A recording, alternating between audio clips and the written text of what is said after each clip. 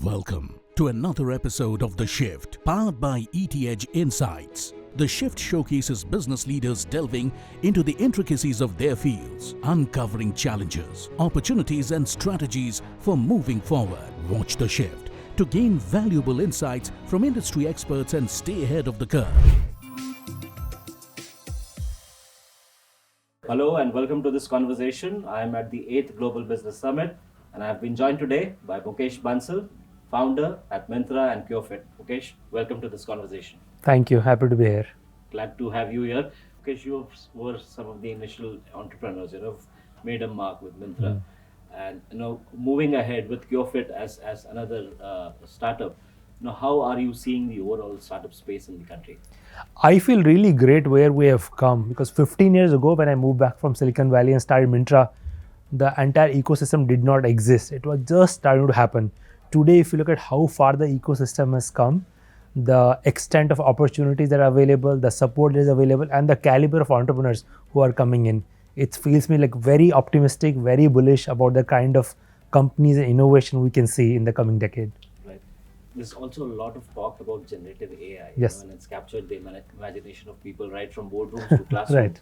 Right. Now, as a company, how are you trying to create value using generative AI, both for Myntra and for Curefit?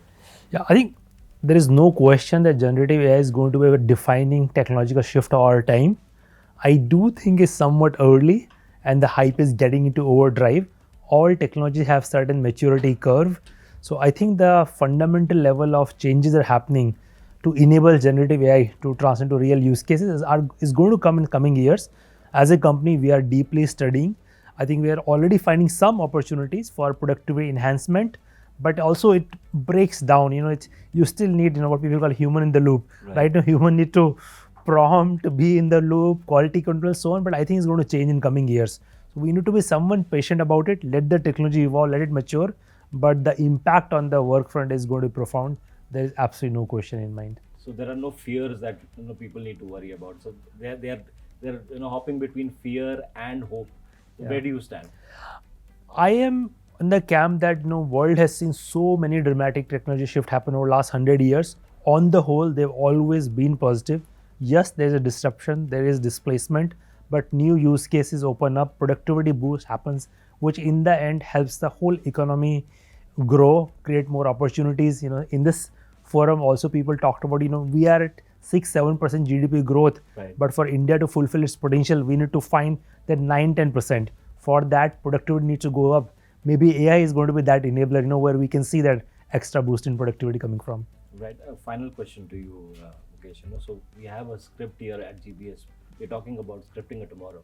What does scripting a tomorrow, and how are you planning to script a new tomorrow?